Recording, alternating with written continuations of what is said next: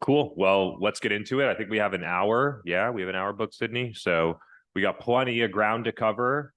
Both Gaetano and I are in the trenches doing the work, seeing what from a broad spectrum, what a lot of companies are doing, not just like one or two companies are doing inside of their data, working with their team, actually executing the program. So we're learning a lot here.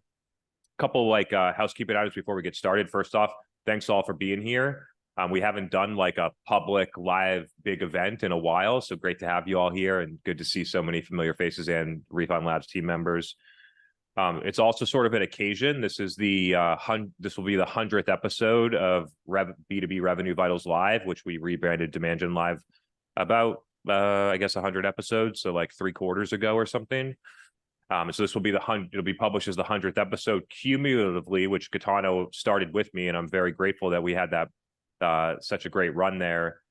Cumulatively, I think we're close to 500 episodes of the podcast now, so shit continues to roll. I try to be a role model for how I think that all B2B companies should be executing here. Some companies are publishing 1 podcast a quarter. I'm out here doing close to 100 a year.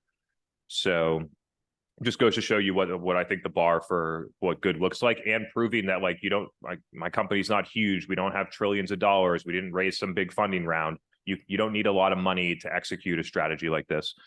But anyway, getting in the core topic, the state of capturing demand. And so I'm going to do a quick little like some intro and some things that I'm seeing, some patterns and trends. And then Gaetano, you're going to jump in, and then I think we'll do sort of like a fireside Demand Gen Live type thing. I'll ask you some questions. We'll go back and forth on that stuff, and then we'll open up to audience Q&A for the remaining 15 to 30 minutes. So let's do it. The first thing I think we need to do is define what is capturing demand. And so the core point here is that generating a lead is not necessarily capturing demand.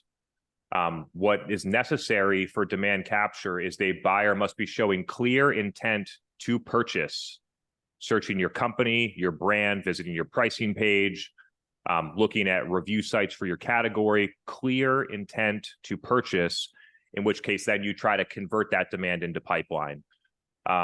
A lot of companies confuse lead gen with demand capture, thinking that when they run like gated ebook, $100,000 a month gated ebook ads on LinkedIn to get a bunch of MQLs, that's demand capture. It's not. You're overpaying by 100x for an email address that you could get from ZoomInfo.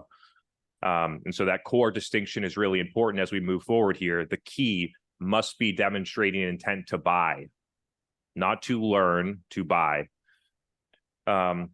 Which gets into the next sort of like overarching foundational concept, reviewing the different intent types, and then some of the example offers that would go with that. To keep it pretty simple, like from a marketing perspective, I think there's really we can look at this almost as a binary thing. There's low intent, which is the buyer did something, but did not have a declared intent to purchase.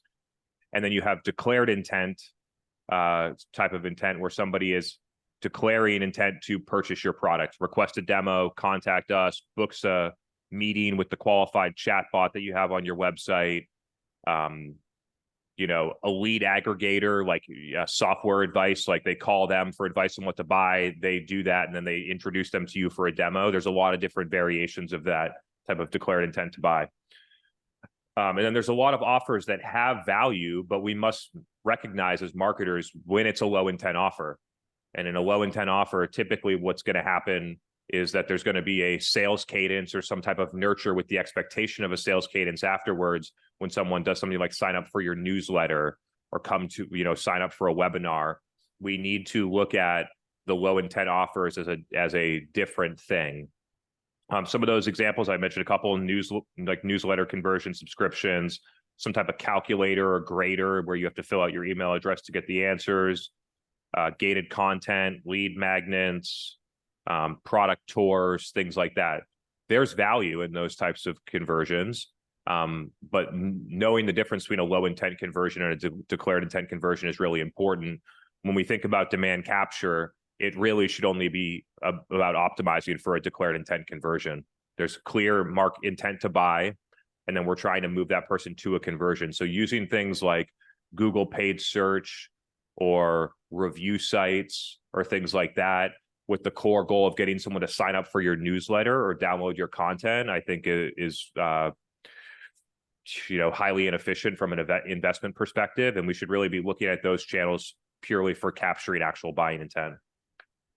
Now we're going to segue. Gaetano, I don't have access to the Google Docs, so I wasn't able to prep and pull this up, but you had a note here about something that you wrote up about MQLs are not the problem. So I'd like to pass it to you so you can talk through that as part of the foundation. And then we're going to get into some of the what's changed, what's happening right now in regards to demand capture. So why don't you get us started and then we'll get into that. Yeah, man. Sounds good. Thanks again for having me and good to see everybody. I try to keep my mind open. I try to be open-minded. I try to challenge my own thinking. And the guys over at Full Funnel, they made a pretty decent argument, I would say, that MQLs are not the problem, but the actual problem is the toxic lead gen culture that pushes premature and non-solution seeking people to sales.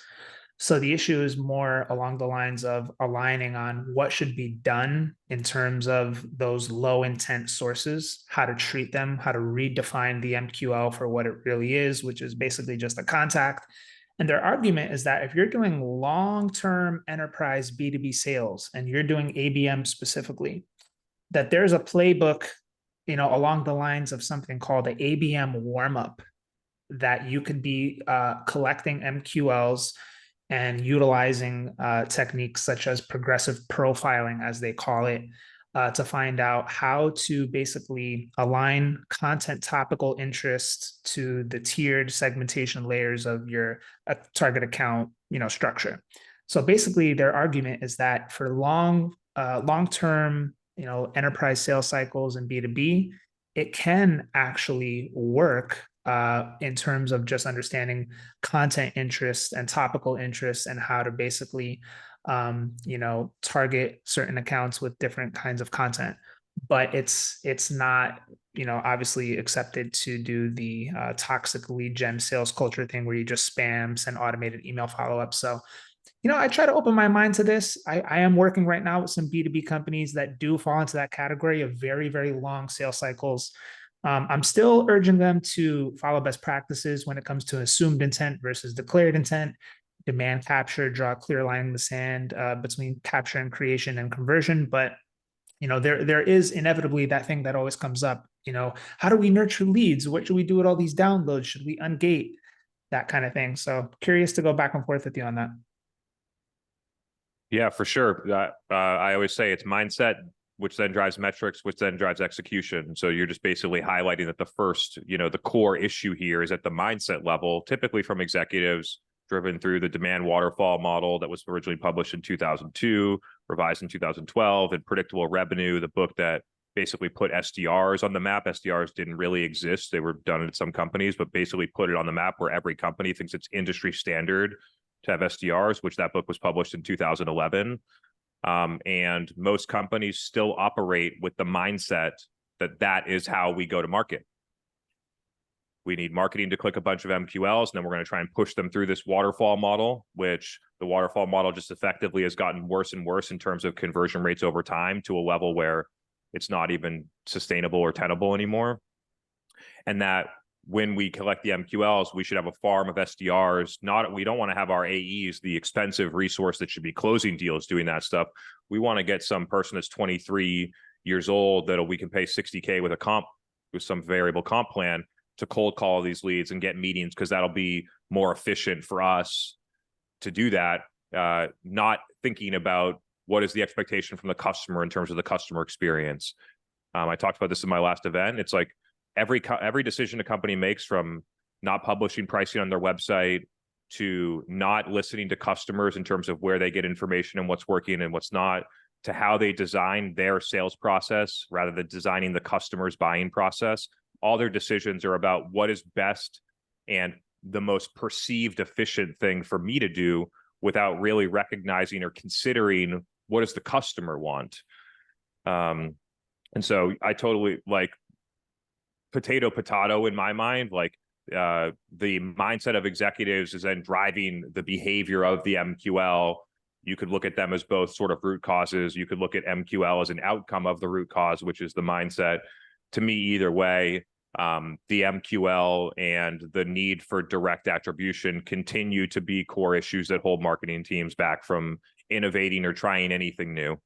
I say this quite a bit. People resonate with it. There's no B2B company that executes a marketing strategy like my company, because every single marketing team wears handcuffs about what they can and can't do based on what the scoring and attribution model is inside of their company, which I understand and empathize with as a person that was a B2B marketer in-house for 10 years before I started my company.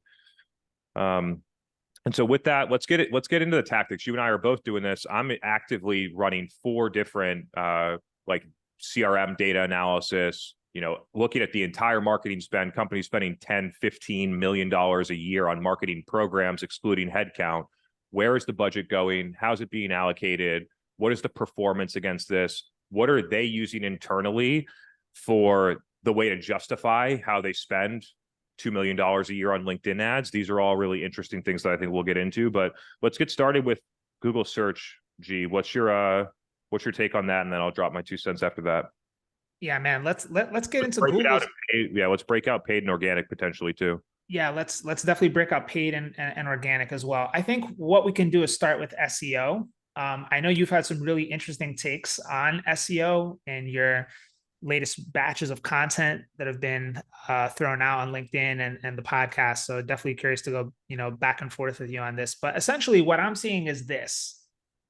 In B2B, unless you are the incumbent category leading power brand, it is super hard to capture demand with SEO. We went from SEO is about revenue, SEO is about driving revenue, to now we've suddenly shifted to SEO is about audience development. I even saw a big, well-respected person on Twitter declare that SEO is now about influencer marketing. So we went from SEO is about revenue or it sucks to SEO is about influencer marketing. Now, there's a lot of schools of thought around this, but here's basically what it comes down to. You have audience development SEO, which I'll tell you, most executives think of that as vanity. They think of that as top of funnel. It's really hard to get executive buy-in to do top of funnel SEO and categorize it as audience development. What's so funny about that is that it actually falls into demand creation. So what I'm realizing is that companies have like corporate communications teams and product marketers writing blog posts like 10 Jira backup myths you need to debunk. And it's not being distributed. They're writing it, publishing it on the blog, thinking that it's going to get SEO traffic, but it's not. So it goes to the blog to die, and it has zero distribution. So there's companies investing in so-called SEO thought leadership that's not getting organic traffic. It has no distribution strategy. They're posting links on LinkedIn and getting crickets. They're not optimizing for in-platform experiences.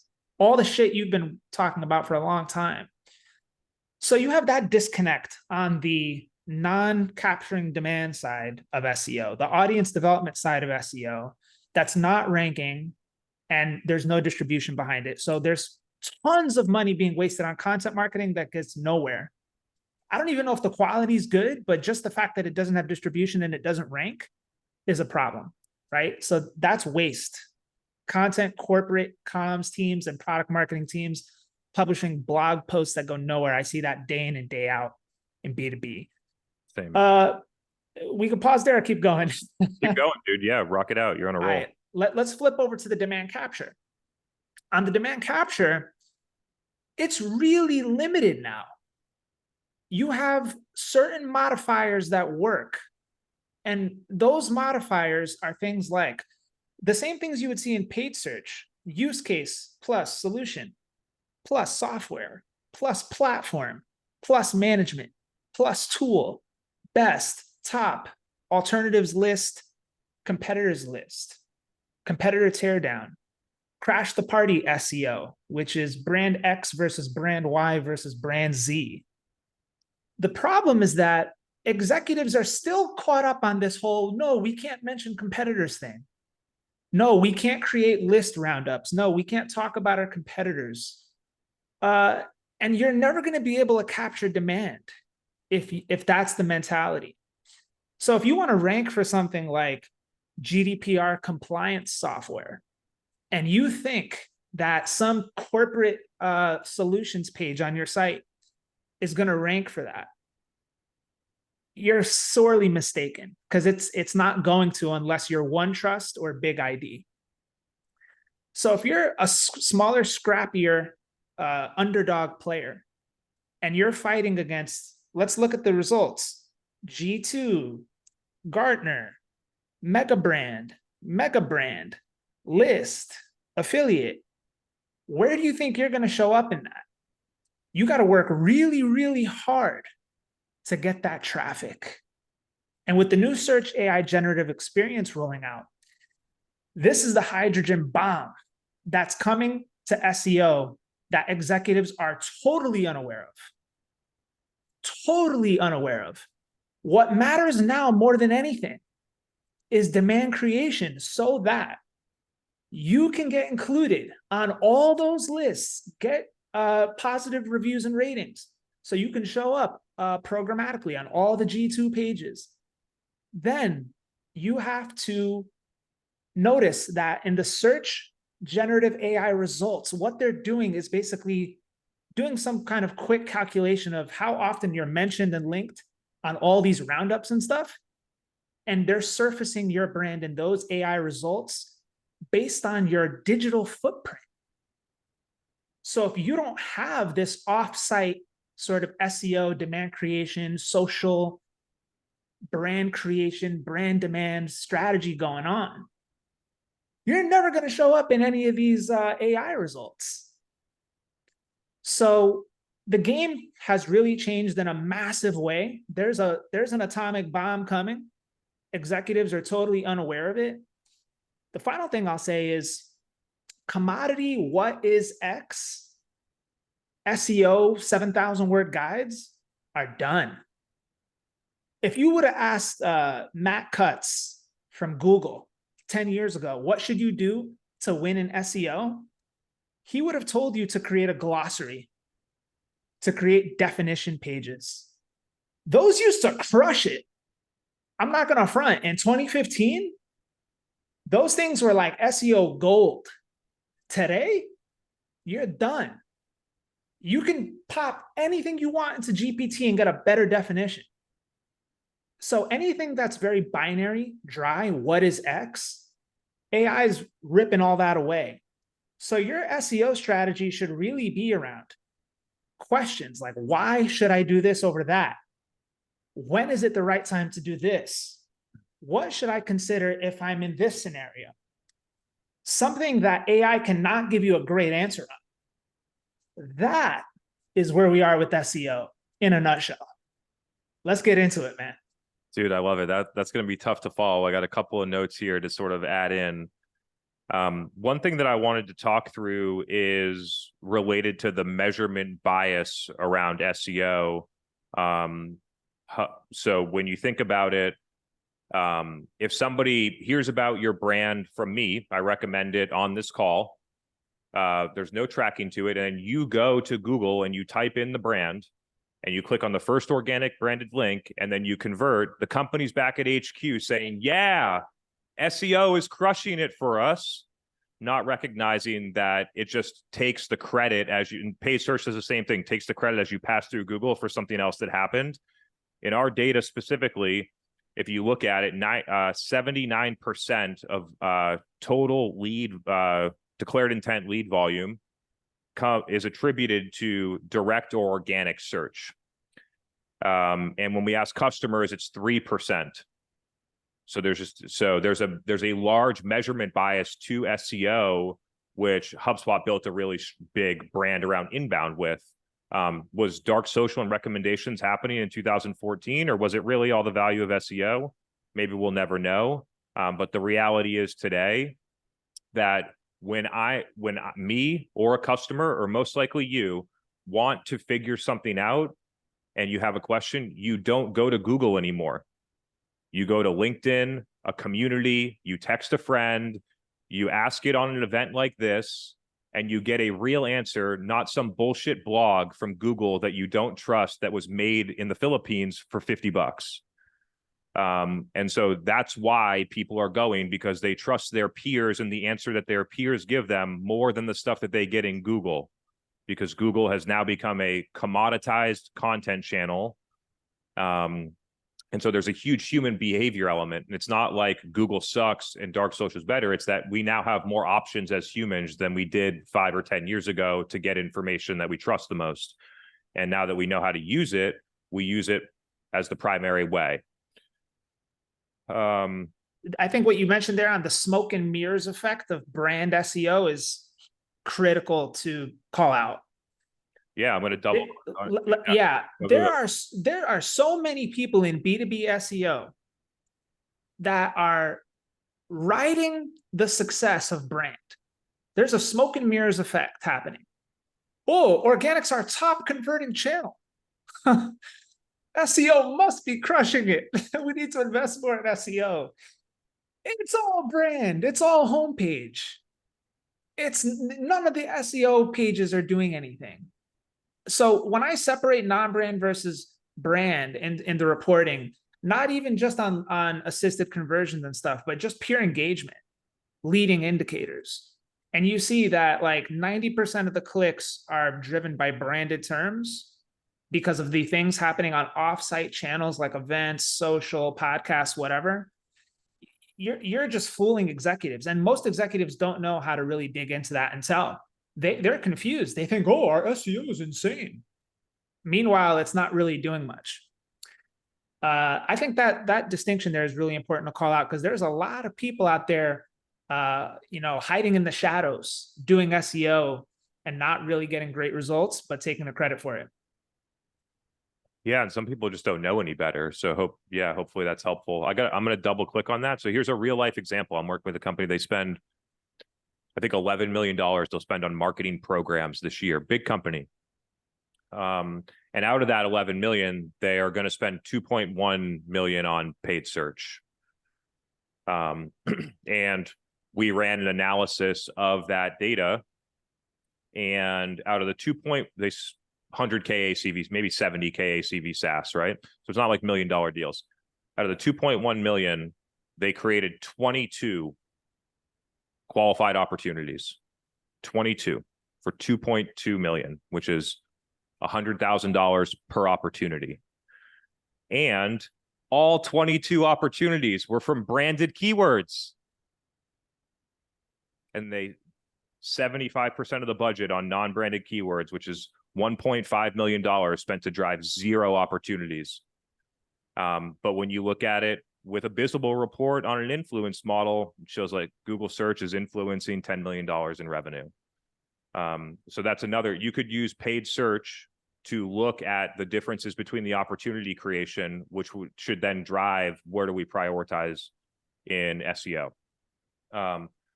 Okay, last point here. To keep going on the AI thing, there's a human behavior element where people just know how to get information better. But Google has already indicated that they intend to change the search interface to be more like a chat interface over time. And when it's more like a chat interface, we don't have as much control over what answer the chat gives. And so with this, what's really important to recognize is that when someone goes to Google, we need them to be searching for our company, not how do I do this, which just pushes marketers and marketers further to need to properly execute demand creation, to do all the hard work in marketing and selling something before a customer ever gets to search or chat or whatever you want to call it, and is actively buying. And like the commodity type of content that a lot of companies publish for SEO ranking that Gaetano mentioned, doesn't drive a lot of value.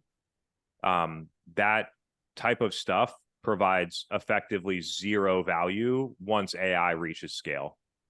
That stuff is, what is this? Is like, the chatbot's going to answer that. It's not a necessary thing. And so when we think about our content strategy as B2B marketers and leaders, it has to be, how do we produce original, forward-thinking, non-obvious insights and value to our prospective customers? It has to be something that you need the deep customer intimacy, some level of data or expertise to be able to create something that other people aren't going to create, which then leads it to be more valuable in the future. So those are my thoughts on SEO. If you want to keep going, let's keep going. Otherwise, we can. How are we doing on time? Let's move to paid search. We got a lot of ground to cover. Yeah, let's go to paid search, man. Definitely a ton of ground to cover here as well.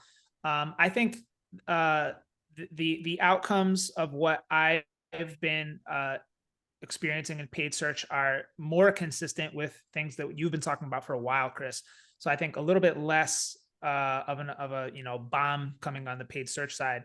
But basically, here's a couple of things that I've taken away from optimizing paid search programs really in the last like 6 months. Not a shocker, but quality and relevance is a lot harder to control. It's a lot harder to control just because of the convergence of software. And paid search operators do not understand search intent as well as they should. So my background in SEO, which is all about understanding search intent, has really given me an edge in optimizing paid search programs, because I'll know that if I'm selling, learning management software, but we're bidding on things like, e-learning platform, online training system, at face value, it sounds good, but unless you do the work and dig into search intent and see, is this what people really want? And if the answer is no, from the clues you get in the organic listings, yet you're blowing on non-brand because at face value, the keyword seems like it's right, and you don't listen to customer calls and you don't hear that language being used, yet you just think at face value it's a good keyword, you're losing massively. So search intent in this new era of like convergence of software where data management platform means a million different things, you need to be super, super targeted. You need to be very, very on point with what people want. Data compliance platform or GDPR compliance platform, right? They're overlapping, but one is much more important than the other, and you need to understand that as a paid search operator. The other insight that I've taken away is that phrase match is garbage for B2B. I'm really struggling to find a valid use case where phrase match makes sense, especially when you're selling things like intranet, learning management systems, these things that have like big employee logins or user logins associated with them. So much garbage comes up, even on phrase match, with a lot of negatives, because LMS login has so many different portals where people are logging in. You'd be astounded at how much budget is blown on login traffic, right? And you think it's tight. You think you're doing the right thing. But if you're not vigilant on that search terms report, you're going to be really bleeding a lot. The other insight is that I used to optimize landing pages with tools like Hotjar. That used to be like my go-to. Look at the heat maps, look at the engagement on page, try and find the clicks, try and find the heat barometer areas and stuff, and try and come up with hypotheses based on that. I basically threw that out the window. Now what I'm doing is winter message testing for paid search optimization. I'm literally saying, what do you think of this module, this module, this module? Going through, ripping that apart, coming up with new hypotheses based on the real user feedback that we get on each module, things like headline, value prop, FAQs, video modules, product screenshots, stuff like that, and seeing massive uplifts by using winter message testing. They didn't pay me to say this. I'm just telling you guys that it's something I've been doing and it's working. Doing that rather than the old way, which is hot jar, heat map, blah, blah, blah. The other fascinating insight is that B2B marketers on landing pages for paid search, they put traffic into something called landing page jail, where all you can do is there's a form, there's a little bit of a headline on the left, maybe a couple of logos and social proof, not really much else, no navigation links, nowhere else to go. It's just basically like bid on employee development software, landing page with a form, convert or nothing. That's done. I think those days are gone. In a world where buyers need a lot more information than they ever needed before, if you're putting them in landing page jail, they're just basically going to bounce. Your conversion rates on those, like, traditional wisdom of short landing pages convert better, those days are gone. What I'm finding is the more helpful you can be, and this aligns with what you said in the beginning, Chris, giving more value up front, giving more information up front, being transparent about all the things they need. The better quality information you can give them on those paid search pages, the better your conversion rates are going to be. And the final thing is that I've been advising clients to cut off mobile bidding in B2B. Here's my rationale. Who do you know that signs up for enterprise B2B software demos from their mobile devices? I mean, just think about this for a second. All day long, you're on your laptop in B2B. You're on your main work device, desktop. You're unlikely to be on your phone during the business hour times, signing up for demos, right? That's point one. Point two is, after work, what do? You probably shut your laptop, go somewhere, maybe chill on the couch, whatever. You'll be on your mobile device then. But you're far more likely to be casually browsing through Instagram, casually browsing through LinkedIn. And that's where the after hours demand creation is so key for B2B, because most people are trying to, fucking get their mind off work, whatever, decompress, detoxify their brain from work. And so they're on their mobile devices looking for entertainment, maybe some interesting threads, some knowledge, stuff like that. But they're not really going to be doing platform comparison work on their mobile device at 8 p.m. And so I'm struggling to find a use case where it makes sense to bid on mobile clicks for enterprise B2B software, period. And I've got some use cases where we pause that entirely and our efficiency has done really well as a result. And so I'll pause with that. I could probably keep going, but there's a lot of shit to go back and forth on. So I'll let you get in there, man. But those are my, initial opening remarks on paid search. Yeah, great tip on the mobile. And also after hours demand creation sounds like a future party in Ibiza or something. So I'm going to keep using that term. To me, I'm only going to add one thing here, which I think is like the fundamental, which is that if we're running paid search, the only way to evaluate the expense is the dollars of hero pipeline generated against the total spend and the dollars in revenue generated against the total spend, broken out by branded, high intent, or low intent, and competitor. And then you can even look at it down at the lower level at the ad set or the actual ad level or keyword level. And that becomes the fundamental, like if companies scored their paid search that way, they would run paid search super differently. But the way that they score it allows us to bid on, business budgeting software when someone's looking for QuickBooks, when we're selling $150,000 a year SaaS and we're spent, thousands of clicks for someone looking to buy $29 a month QuickBooks while we're selling $150K SaaS to CPG brands or something. And all that stuff would go away if a report every quarter came out for the executive team that said, here's where the budget got broke down to across those 4 categories. Here's how much pipeline got created across those 4 categories. And here's what we're changing based on the data. And what would happen if companies evaluated paid search that way? They would spend 50 to 75% less on paid search. Some people run that analysis and cut everything but branded paid search. And so depending on the ACV of your software, the maturity of your category, the overall cost per clicks that are happening, like those factors, like let's say you sell a 12K ACV product, $1,000 a month, with the sales commissions, the SDR involved, all the other marketing headcount, things like that, it makes it almost impossible to have less than a 1-year advertising payback on a term like that to sell a like quote unquote low ACV product. And so I think we have to be changing the way that we look at paid search. And I think that if we did, it would lead to a lot of better decisions, which would most likely free up a lot of wasted budget that goes into low intent terms on paid search that then could be used for new things. I will say as a last point that marketers and companies reach on paid search and organic search. They reach and they go and overspend. They do too much SEO and things like that to try to subconsciously make up for the fact that they don't create demand. And the solution is not to spend more on paid search and to double the amount of blogs you publish. It's to effectively move dollars and focus to effective demand creation programs. And so I think those are some of the things that I'm like, generally what I see in Google search companies just way overspend there and don't have a proper measurement in place. A lot of people doing this, it's crazy. Like companies pretend that they're so data driven.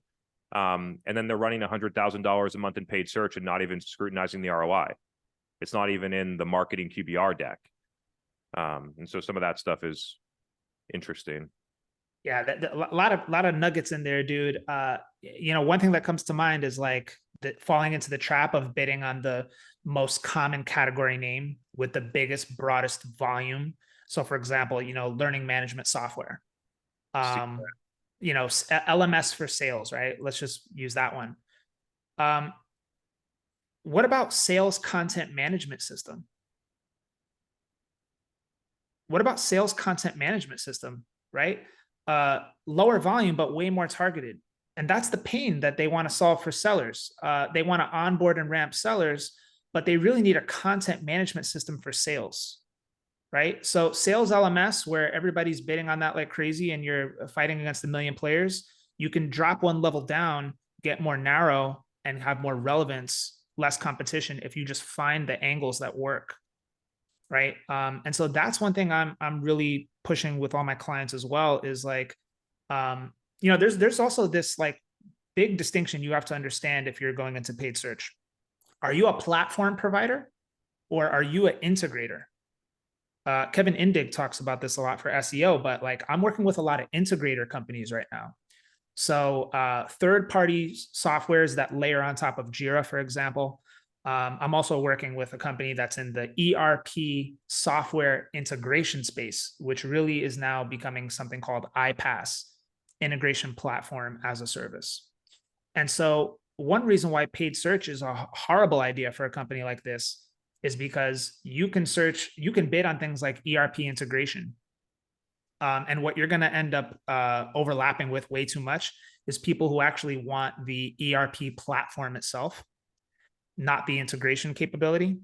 And so the other problem is that you're up against Zapier, who is offering the same thing for 1% of the price.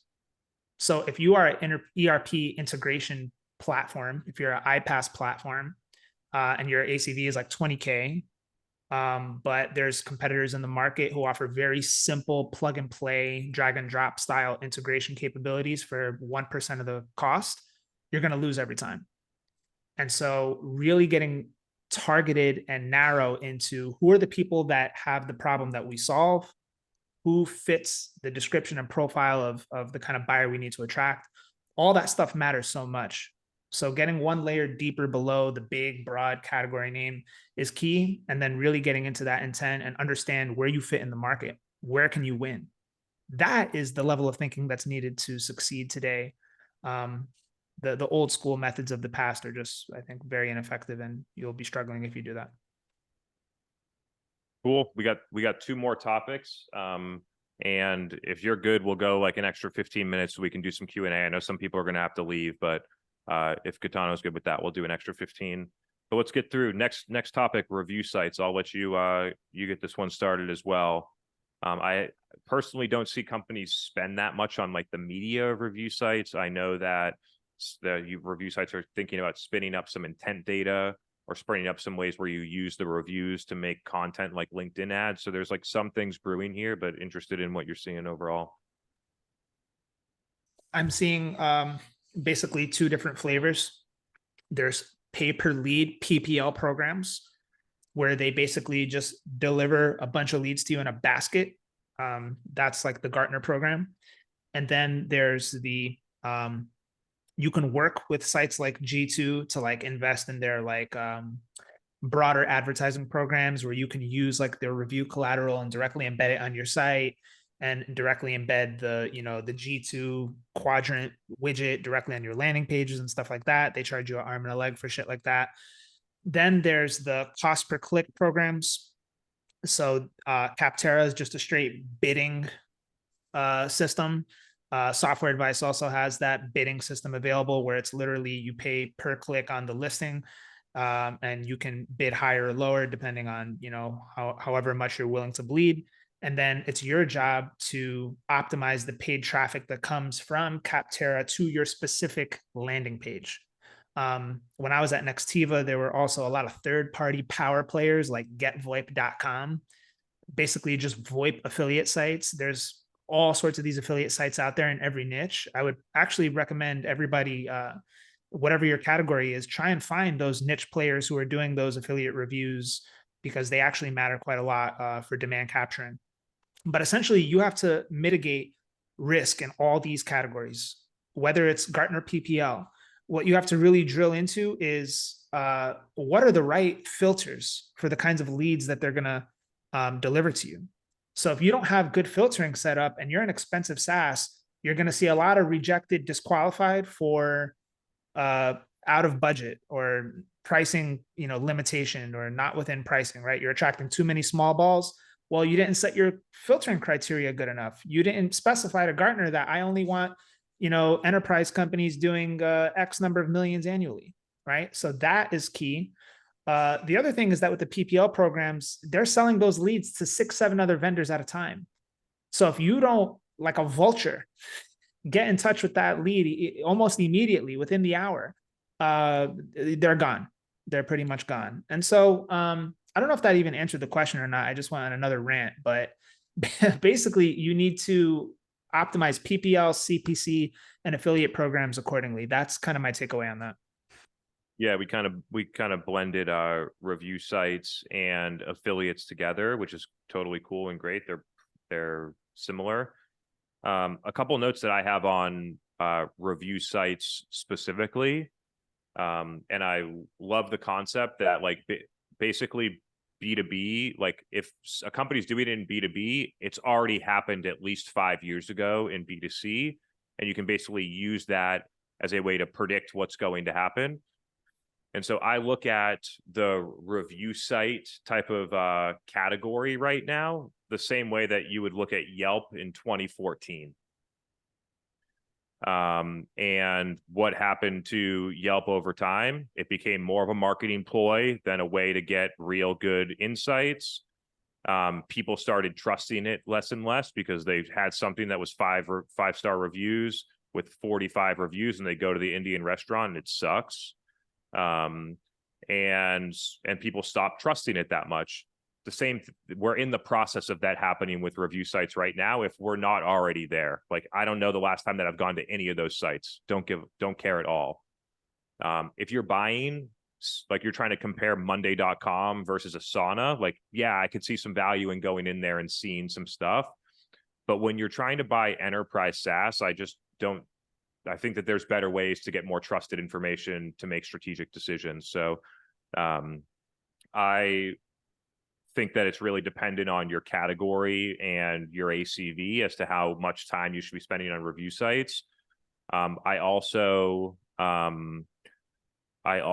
believe that instead of having a third party collect the reviews, that we should consider as marketers building more of a first party database of reviews. Why should we aggregate these all on G2? Why don't we have them all over our website? I'm not saying that we probably need a presence on G2, right? So I'm not saying don't do that and do this instead. But having that type of data first party rather than third party on G2 could be really valuable, could be used to inform positioning and messaging and product roadmap and stuff like that. So that's my thoughts on review sites. In the affiliate game, if you're really thinking about this as like affiliate blogs or industry newsletters that like rank things, I think that in highly commoditized categories that this is important, but me personally, I wouldn't play in a highly commoditized category. But in highly commoditized categories, review affiliates and review sites and that type of stuff is really going to matter. I think that as you get into more disruptive or unique differentiation, typically leads to higher price points and things like that, that you become less reliant on things like that. But on affiliates, to me, it's like as marketers, we need to stop paying other people to access our audience and figure out a way to access them on our own. I never, like, people ask me like, Chris, you going to the Inbound conference this year? Did you get a booth? And I'm like, no, because I reach 100x more people every day that I would reach when I go to the HubSpot conference. I don't need a booth there so 100 people walk by, because I've spent 5 years building this so that I don't need SaaStr and Inbound and Dreamforce booth so that 100 people talk to me. I'll still go to many of the conferences. I'll still meet our customers and have sales meetings and create content and network and learn and do that stuff. But I'm not paying 50, 100, 250 grand for a Dreamforce booth to hopes that people walk by. So we need to take control as marketers to own the audience. Not like the people that are talking about like, oh, social sucks, you need to collect emails and have your owned audience. That's not what I'm saying. You need to own the direct distribution of things to your customers through any means or a variety of means: events, podcasts, social, email. It's not either or, it's a lot of those things. Cool. With that said, I'm just going to recap here what I think is a couple of the common missteps, and then we'll move to Q&A and make sure people can get some questions in. This is more of a recap. Common missteps that I see on demand capture.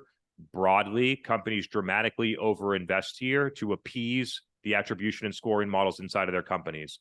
If you consider that SDRs are a demand capture function, sales is a demand conversion function, and then all of the investment that goes to either lead gen or demand capture programs, then 95% of the budget gets spent on demand capture.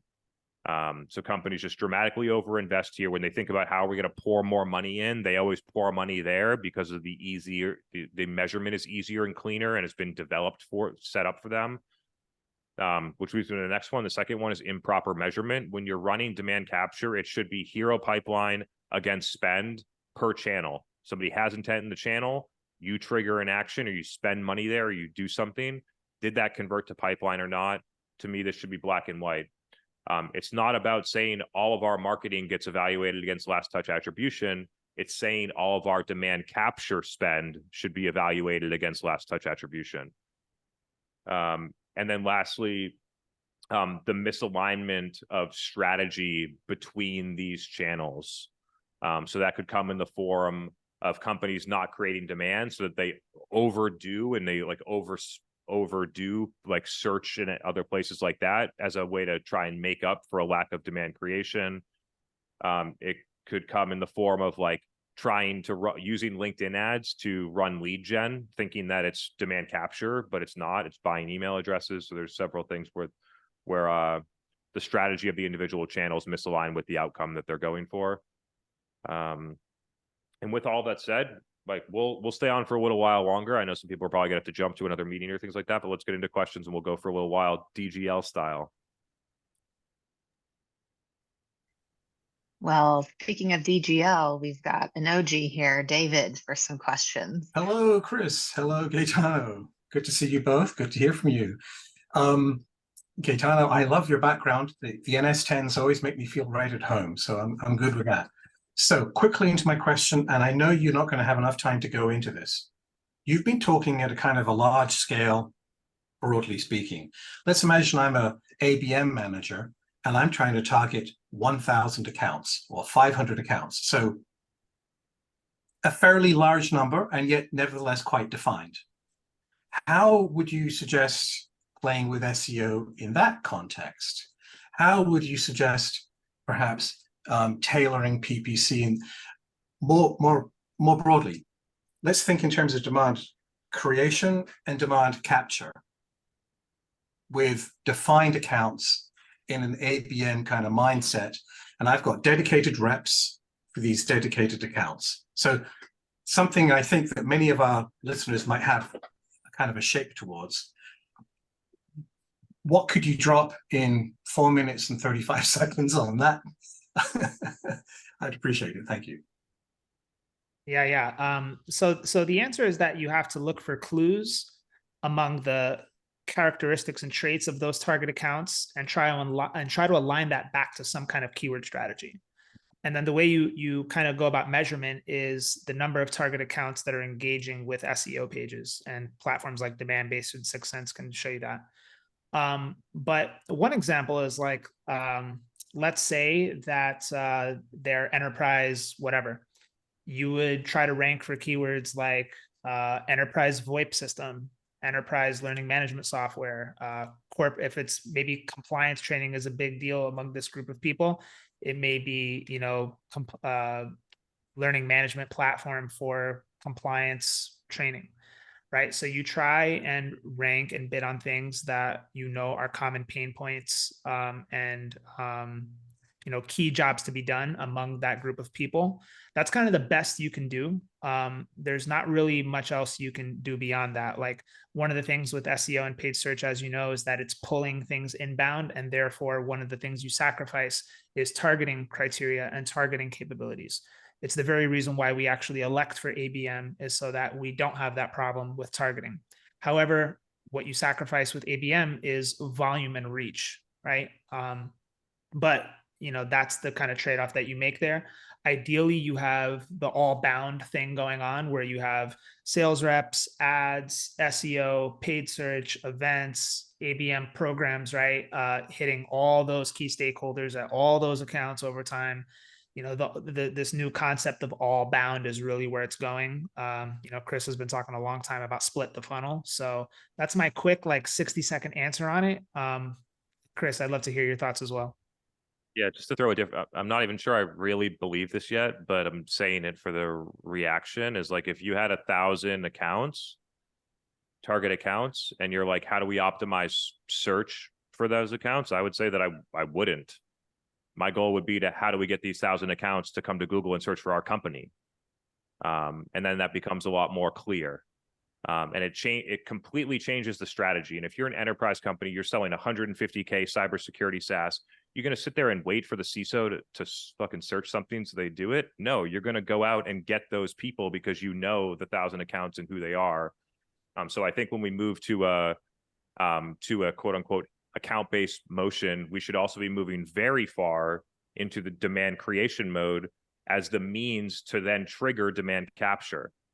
Right. So there's something has to have, like, if you really operate on like what a 6 Sense or demand base would say, we're not touching these accounts until they're quote unquote in market, or they, MQA.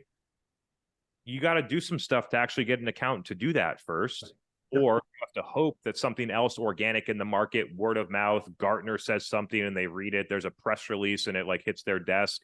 You have to hope that something else does it. It'd be much easier and much more logical for you to go out there and do it yourself. So I think it just moves companies more into a demand creation mode. Another thing, I've never tested this, but it seems like an idea worth exploring, is that if you're really tight on the targeting within like a LinkedIn ads, for instance, could you either upbid or only bid on retargeting audiences within Google search? So you'll miss stuff, but you'll probably be a lot more effective. So that's something else to consider. Like, in a lot of places, you sell to 1,000 accounts, it's very possible or likely that other companies that aren't those 1,000 are searching the exact same thing, and you waste a lot of money there. So given that there's a lot of waste in Google paid search already, I would consider maybe like having some blend of retargeting to which would then trigger the bids. Thank you. No, I would agree. And anytime I get you to start speaking German, Chris, I know I've hit a good point. So that's good. Thank you both. All right. Jen's up next. I'm gonna ask her to unmute. Hi guys, and hi Gaetano. I saw this, you were promoting this on your LinkedIn. We're working with Gaetano right now. I was just wondering, what are some, B2B SaaS companies that you guys think are nailing marketing, or that, we could be looking to for some inspiration, not necessarily to copy, but for ideas and things that you think are really innovative? Yeah, Chris, you want to go first? Or I can as well. Yeah, I'll name a couple. Cool. Yeah, I'll name a couple. Like, I don't actually spend that much time looking at what other people are doing. Like, if it comes to me, then like I'll notice it, but I'm not like spending a lot of time. And I think a lot of companies that are doing the best marketing aren't marketing to marketers. Something to consider as well. And so I think that what Clary's doing is super interesting. They have a great organic thought leadership strategy inside of LinkedIn, exactly as how we recommend. Their CEO is really turning up the notch. They spent a lot of time on the new story. They just made an acquisition. They have figured out organic LinkedIn distribution better than almost any other company that I'm watching right now. So I think that's worth highlighting because it doesn't happen that often, especially the CEO of a 1,000-person company posting on LinkedIn 3 to 5 times a week with good stuff, not being ghostwritten by somebody else. So I feel obligated to shout them out. Who else we got? So there's Tom Wentworth has been on the podcast a bunch, maybe just one time way back in the day.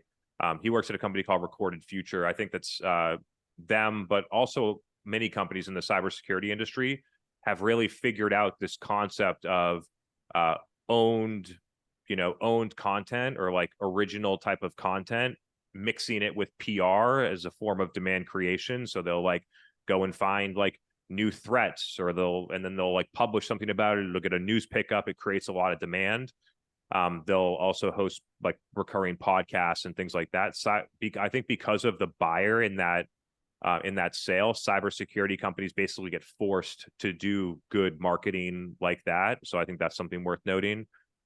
And then I saw Allison Monroe, the CMO of Venice Solutions, a couple of weeks ago, and just feel like we should be shouting them out too, as a company that again doesn't market to marketing or salespeople, markets to CFOs and finance people, has nailed messaging, is getting this like partner ecosystem down really well, appropriately and properly spends across paid social to the tune of like $300,000-$400,000 a month, and sells a ton of velocity SaaS deals. They have a third party like content thing called Plan to Grow. So I think there's a lot to be learned from companies like that. It's often that you recommend companies that market to you. I really like looking out of just the marketing technology space. It's crazy for me. I get almost no marketing from any marketing technology vendor, almost none, not targeted on LinkedIn or Facebook or anything. You'd think that somebody would want me to know about their product, but it almost never happens. Sometimes I organically see it on LinkedIn, but when you think about like a targeted campaign strategy, I haven't seen anything from 6 Sense in years. I haven't heard from Demandbase. If you look at Outreach or SalesLoft, never see them. It's just really interesting. Those categories seem to get built by analyst firms, not by like really good marketing. Yeah, man, agreed. I got a good mix of stuff in here. I've just been rattling things off in the comments, but Rose.com, they turned their homepage into the product itself. There's no more homepage. You go to their homepage and you just get right into the product. So that's the ultimate example of product-led growth. There was a case study on it that I read. They like increased conversions by like 30% just by doing that. So taking a massive risk, just deleting their homepage, and like when you go to their homepage, you just literally go into the platform. I think that's amazing. Not relevant to everybody on this call, but just one example. Tray.io, just really clean enterprise marketing, great homepage, great messaging, great conversion flow on the site. Really a big fan of the approach they've taken with their marketing.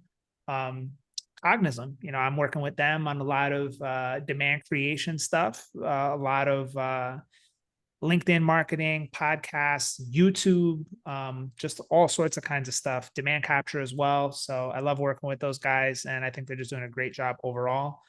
My former company, Aura.com, one of the best I've ever seen at demand capture. So affiliates, paid search, SEO, and then a lot of offsite and brand marketing as well. They do a really good job. They have a partnership with the Minnesota Timberwolves basketball team, for example.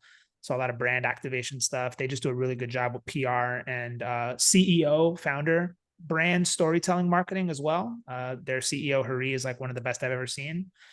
Couple more. Wix, man, for the longest time, Wix, they had this very negative reputation, which was Wix sucks for SEO. If you're an SEO, don't use Wix. What have they been doing for the last year? You can't open YouTube and see, if you want to grow your organic traffic, you need to use Wix. Every pre-roll ad for Wix I see now is about how great they are for SEO. They've really changed the narrative and done a great job with advertising.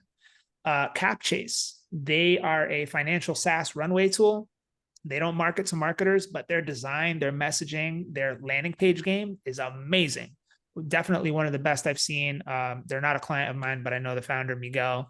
They just do next level quality design and messaging. Great job.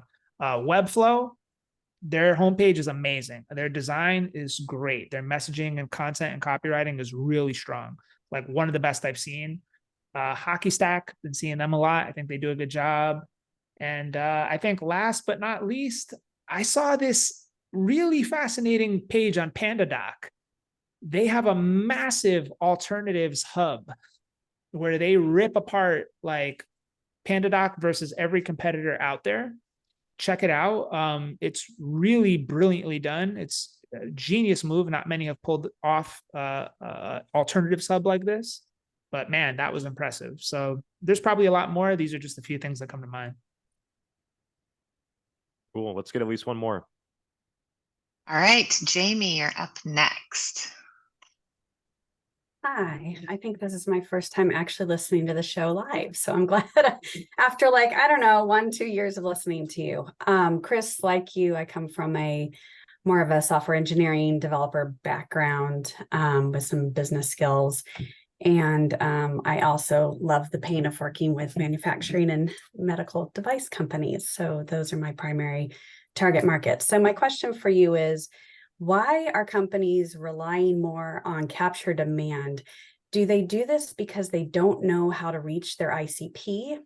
Because in working with these companies, I feel like their biggest challenge is trying to identify, okay, cool, I want to create demand, but I don't know where to go to do that. And I know a huge part of that is most of them do not like to get on video and talk, or they don't understand. They see the value in doing things like podcasts and videos, but they may not have the right resources to get that up and running. So for companies that don't have that right resource mix, what would you recommend for them to kind of start with for figuring out how to reach, some of their companies? I'm just questioning. I kind of want to see if your approach would be different than mine. Yeah, I wrote down a couple notes and I'm interested with what Gaetano has to say. If you think about the root cause, I think there are two. Companies and executives don't listen to customers. Customers being the market. So about where they're discovering, what they're researching, what their preferences are, how they want to buy, stuff like that. Just flat out don't listen to them.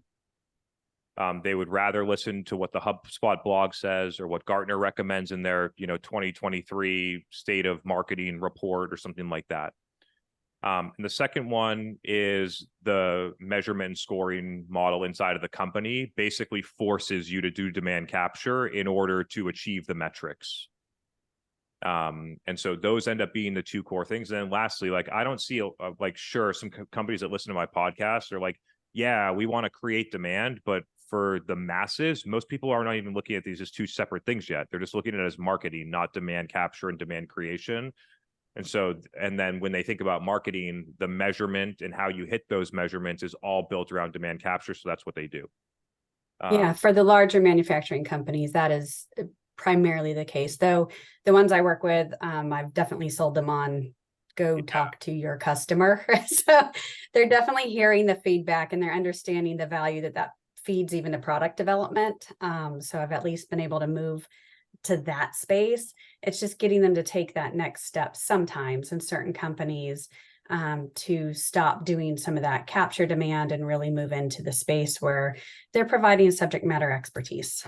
Yeah, I'll talk to you about like the next steps in 1 second, but I want to like hit a key point here about why companies struggle.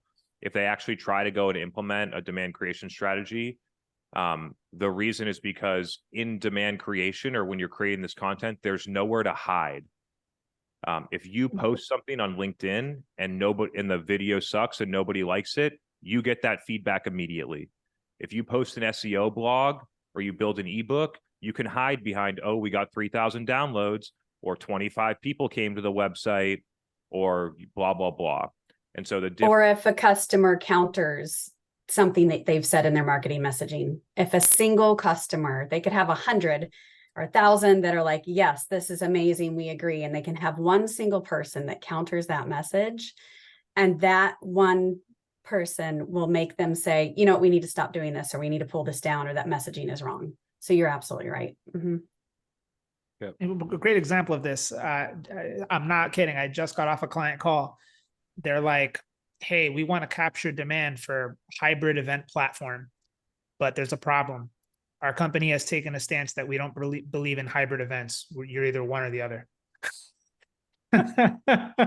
So I'm like, all right, well, my former company, Nextiva, if you look at their homepage, it says business communication solution for simplifying whatever. The #1 flagship product is Business VoIP. It takes you 3 clicks and 5 minutes of digging to realize they're a business phone software company.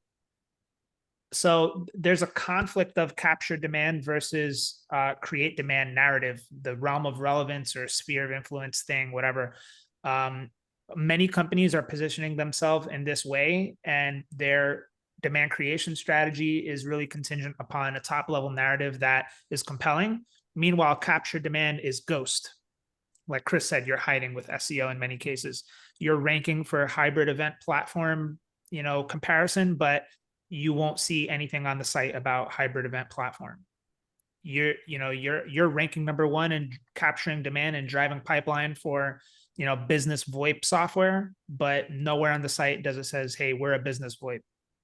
Right. So that's kind of the conflict there. They're not pairing their ads and the intent and of what customers are looking to do with the information they actually provide and the user experience that they're providing after that point in time. Yeah, exactly.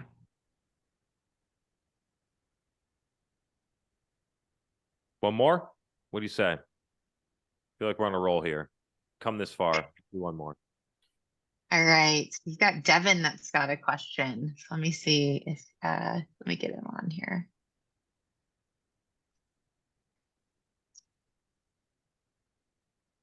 Yep, he's still on, so we're good. Hey guys, this is actually my first show, so happy to be on here. Saw both Chris and G rep it on LinkedIn and had to join. But basically, I think the demo forms, homepages, landing pages, we have demo forms on the side of blogs have just been like really overplayed. And really just want to get your take on the trend of ungated product tours. You could click through some basic functions and features on a homepage product tour, and fill out a demo form after that. Are there any other examples you've seen on real sites, and 2, what's your take on this approach for capturing leads? Yeah, Chris, you go ahead, and then I've got some thoughts. Cool. Yeah, I think the trend, sure, we can look at product tours, but the quote unquote trend that you're talking through is like ungated everything. which with the core objective, if people like think about it, the core objective when you do this is to facilitate buyers to independently research and purchase and decide on your product in the way that they want, not by having to go to your sales rep to get information that they need to make a decision. And so that's all we're trying to do here is facilitate the buyer to take more steps in the buying process to complete the buying process before they talk to sales, which is what they want. And it makes it highly efficient for the company if they do it right as well. And so when we think about like ungated content, ungated product tours, ungated recorded demo, there's plenty of some things that you need your email to sign up for, like this event or like a newsletter subscription. Some things like quote unquote gated, but it's really just we need you to opt in for distribution or tell us who you are. In the ungated like product tour specifically, like, yeah, I think it's a great move. If you execute it right, if the content sucks and you're like, not describing the product properly, and then you put that next to your demo form, you say, hey, like you can fill out the demo form or just watch our ungated product tour and come on in, and it really flops, and then people don't fill out the demo form because it's getting in the way. It all comes down to execution there, but in theory, like allowing the customer to get a deeper view of the product to allow them to research before they convert, I think makes logical sense to me and makes sense. It also could help, and people never think about this side of it, but there's a ton of value in it. If people do it and they're not the right person, they'll disqualify themselves. Instead of you needing to invest 2 to 3 weeks in sales time and things like that to figure out that they are not qualified. And that's not like firmographics or easy to find data. They're not qualified because they use a certain like underlying tool, or their ACV is something that you don't know about is a reason that they could disqualify themselves by having that type of information available. So those are my thoughts on ungated product tours. Yeah, I think I got one key point to hammer home, and then we'll wrap up, Chris, on that question from Devin. One thing that comes to mind for me is the concept of product-led content.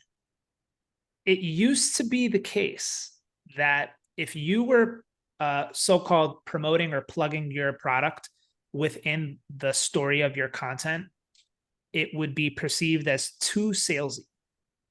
But that was because, as you said, it comes down to execution. The way that you pull it off matters a lot. So if the content's shit and it's just a thinly veiled product ad, yeah, of course people are going to say that. But if the content is really good and you show how the product or solution can actually solve a problem in a tasteful, helpful, useful manner, I think it has a lot of value in showing specific use cases for the product. And here's a great example. I've seen a lot of companies within like landing pages and even blog content start to incorporate like GIFs or GIFs, however you say it, where like you can just put a 10-second clip of how to do this one thing with the product, which can be really useful. One example actually that I'm going through right now is I'm working with a company that is a SaaS data backup provider for platforms like Okta and Jira. Within Jira, you can back up your data with its own built-in system that Atlassian offers. But they're a third-party provider. And the difference is that within the Atlassian built-in backup, you can't do this in an automated fashion. With the third-party platform that they offer, you can automate data backups.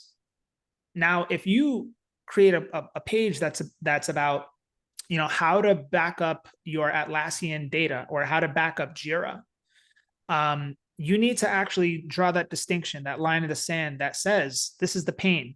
You can do it manually within Atlassian's own built-in system, or you can use our platform to automate the process, but you need to show how the automation works.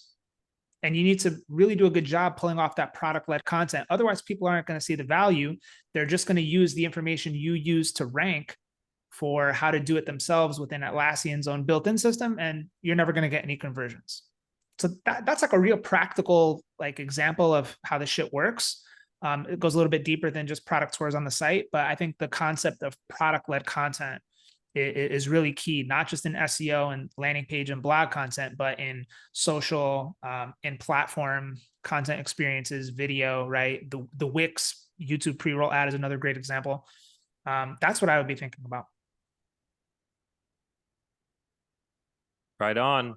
What an event. Thanks for everyone that stayed a little late. We went 19 minutes over like we normally do. Back in the day, we would start at 7:30 and sometimes we'd be getting off at like 10 p.m. Like, I think some of the latest ones are like 2.5 hours, which is crazy that you and I could talk for that long about some of this stuff. But G, thanks for being here. Always love the perspective that you bring. And also, it's been really cool to see how your ideas have evolved. You've started working with more companies as a consultant rather than just a Nextiva. I had that effect where, like, once you start getting the broad view, you get this like rapid acceleration in ideas because you see the patterns way faster. So happy for you on that and appreciate you sharing that stuff.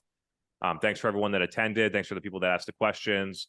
I like this so much, we might have to do it again. So we'll leave that as a cliffhanger for now. Thanks everyone for being here. Hope you have a great rest of your week. We'll see you soon. Thanks, Chris. Thanks, everyone. Thanks, Sydney. Take care.